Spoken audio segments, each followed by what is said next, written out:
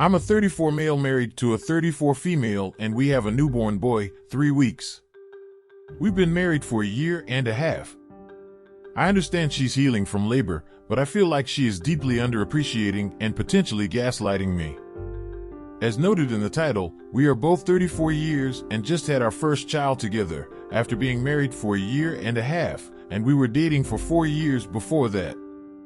I cut out the rest of the backstory to hopefully get below the character limit. Since our baby was born, I have done 90% of the diaper changes, cleaned 99% of the dishes daily, kept up house cleaning, delivered water, food, and tea from the kitchen whenever she needs it, constantly offered or asked if anything else could be done, held our son while she takes personal time in the bath for multiple hours at a time, woken up in the middle of the night almost every time she wakes up to breastfeed, told her she's doing a great job, and otherwise offered every other means of support I can think of. I'm also sole financial provider. I've been home 24/7 for the last 3 weeks on paternity leave, and the baby is held and cared for by one of us at all times. Nevertheless, when I gently asked if she'd be okay if I went to play a computer game for an hour at the beginning of his next 2 to 3 hour nap, meaning his needs are met and she would presumably have relaxing time too, she flipped out and said I'm always trying to escape and she feels like a single mom. What? I have been putting my own mental, emotional, and physical health on the back burner, the way I feel a dad should. Honestly though, I believe a person has to stay healthy and take care of themselves to be able to care for others. Self-care is like the first rule of caregiving and therapy, isn't it?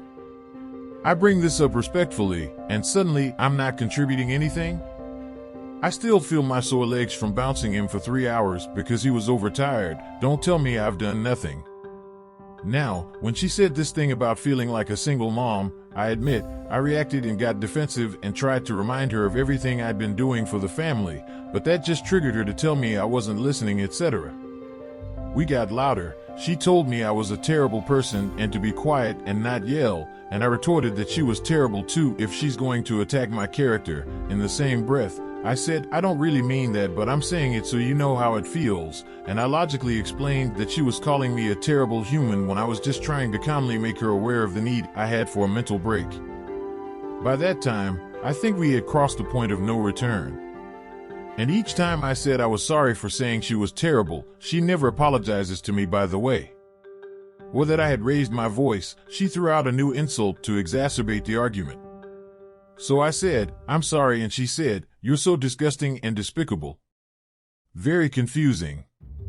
Ultimately, faced with her ongoing insults while I was genuinely apologizing and saying, please stop this and please remember I love you, I got frustrated with her angry outbursts and said something like, all right, if you feel so much like a single mom and hate me so much, be that way and I'll seek full custody when we get divorced.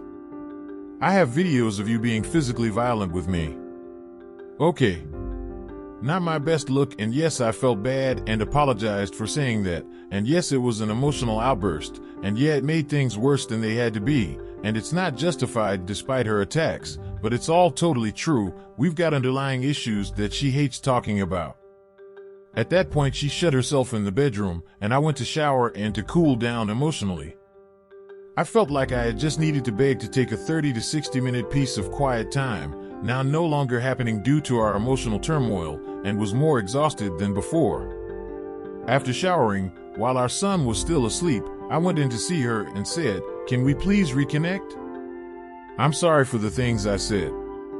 In response, she told me I was delusional if I thought she would talk to me after what I said. I apologized again, and she made it clear she wasn't talking, and I went to sulk in the living room, where I slept on the couch, and continued into the next evening. I feel miserable and alone. I resigned myself to surfing the news and Reddit. A small comfort to read of others' woes, I guess? Really feeling in the doghouse. I also know that attempting another apology will just throw fuel on a raging fire. Seems backwards, but it's true. Anyway, as she decidedly began the silent treatment and locked herself in the room, she is fulfilling her own gripe and effectively being a single mom, completely taking care of our son on her own for the last 12 hours and keeping me from him. I expect she'll later blame me for not being there for them. My dad instincts hate it, and I want to step in and pick him up when I hear him cry from the other room. Though the door is shut and I physically can't. She is taking care of him, so I'm not concerned about our son's safety. My vindictive, hurting instincts say, let her see how it actually feels without me being there, though I know neither of us is gaining anything through this. She has said this thing about being a single mom before today, and she lays the guilt on me anytime I mention my own mental hygiene and need for brief snippets of mental downtime, like, I can't even shower, or she says something like, did you enjoy spending so long in the shower? Literally, like, if it's 10 minutes, she'll guilt me for it being so long, despite the fact that I'll go out of my way to let her take hours-long baths without disturbance. I'm still handling both dogs and housework and waiting patiently for her to come around to the fact that we're supposed to be in this together and that I'm not trying to escape by taking a few minutes here and there to maintain my emotional sanity. I guess it's my take that if our baby is asleep, it's our time to either nap or do adult things. She seems to think that every single minute, even baby's sleep time, should be 100% either focused on her or on baby boy. Now, today, she covertly reached out to our couples therapist, as she typically only engages in meetings after we have an argument that she blames me for, and strategically avoids meetings when we are in an okay spot and are able to get down below the surface. And we have a virtual meeting scheduled Thursday, in 4 days, which I only know about because of our joint email account she insisted on having. My guess is that the meeting headline will be that I threatened her with divorce and I'm so unsupportive, and we will glaze over anything else. And I will apologize. But I still won't and don't feel settled.